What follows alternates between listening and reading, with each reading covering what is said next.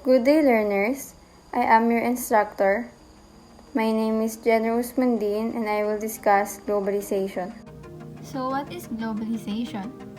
Globalization is defined as the free movement of goods, services, people, technology, and information around the globe.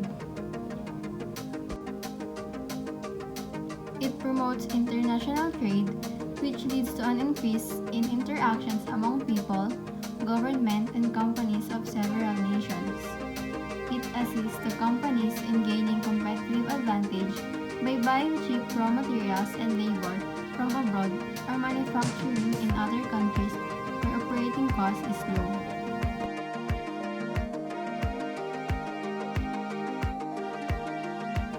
Perennial institutions are as follows: family, church, government, and school.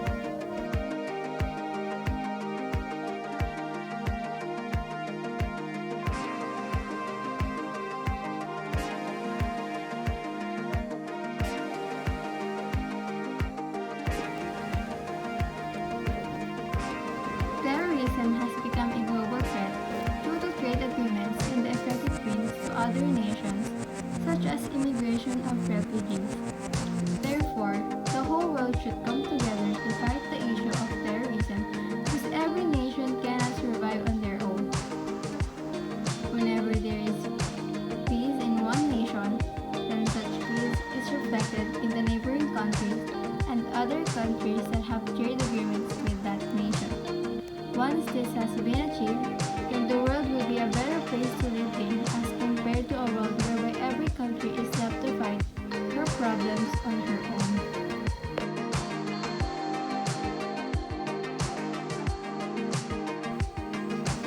Number 1. Globalization makes trade boom. Branching out internationally is a key sign that a business is doing well.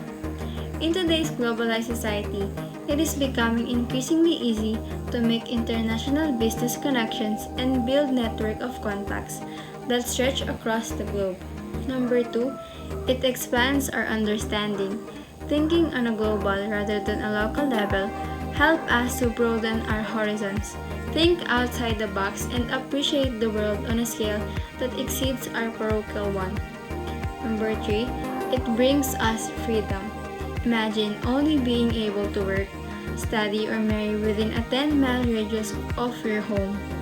Globalization means that we have the whole world to choose from, and we can find the absolute best choice for us.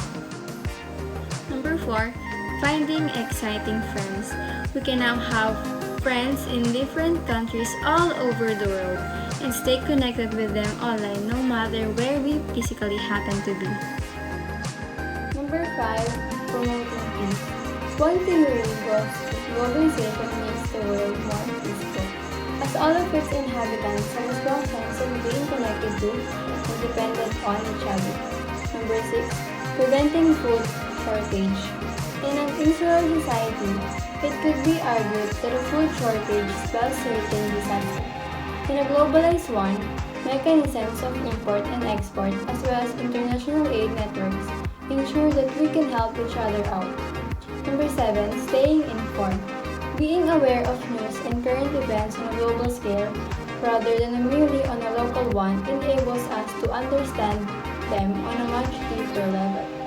Number 8, making cultures richer. Globalization enables different cultures to come into contact with each other and thus to inform and enrich each other. Number 9, sharing ideas.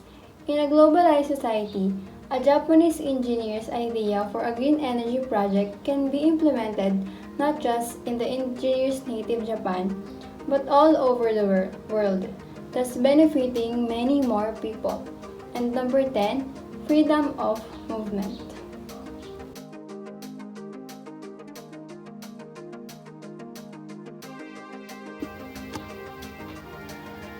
Number 1, we did not all choose a globalized life.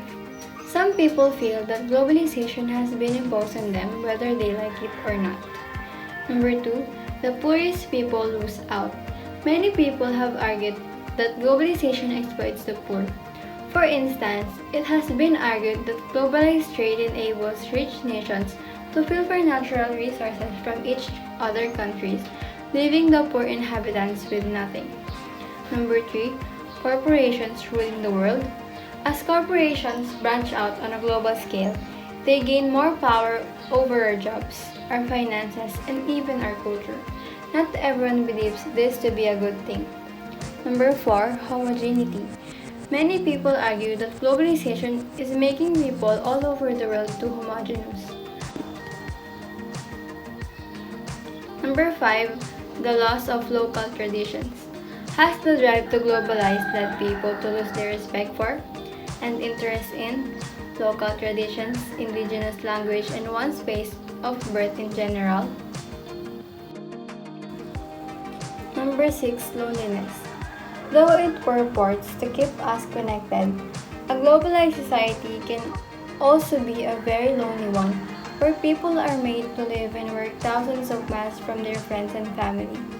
Number 7. Lack of roots. People can often feel uprooted in a globalized world, leading to confusion over their identity and an intense nostalgia for the people and places they leave behind. Number 8. Superficiality. Opponents of globalization may argue that it gives us an illusory sense that we understand other nations and cultures, when in actual fact, we only have a very superficial understanding of them. This can be a dangerous combination. Number 9. Bad for the environment. Frequent air travel is bad for the ozone, as well as increasing noise pollution levels. Number 10. Dividing families. Is the traditional close-knit family, or even the close friendship group of people who go to school together and then stays close for life, a thing of the past thanks to globalization? There is no denying there are plenty of arguments both for and against globalization.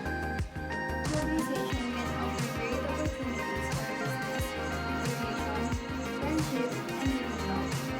More and more people are meeting their partners online and traveling across the world in their daily distance. However, there are also some downsides to globalization. No one's saying that it can be as well as having the potential to be overly corporate and threatening the survival of local cultures, language, and traditions. Whether we like it or not, it seems that we are all living in an increasingly globalized society.